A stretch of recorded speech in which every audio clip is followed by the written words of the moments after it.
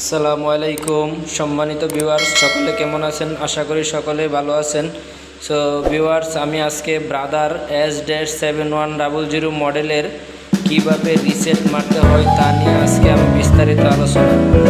So viewers, এখন আপনাদের সামনে আমি মেশিনটার পাওয়ারটা অন করে নিলাম। অন করে মেশিনের স্পিডটা চেক দেব।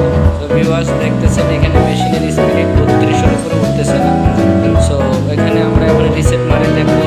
এখানে ABCD বাটন চেপে পাওয়ারটা অন করতে হবে। অন করার পরে এখানে প্রোগ্রাম রিসেট, স্পিড রিসেট এবং অল রিসেট, এটা হচ্ছে রিসেটের অপশন।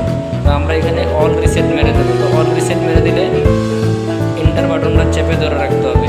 এই ইন্টার বাটনটা চেপে ধরে রাখার পরে আমার রিসেট হয়ে গেল।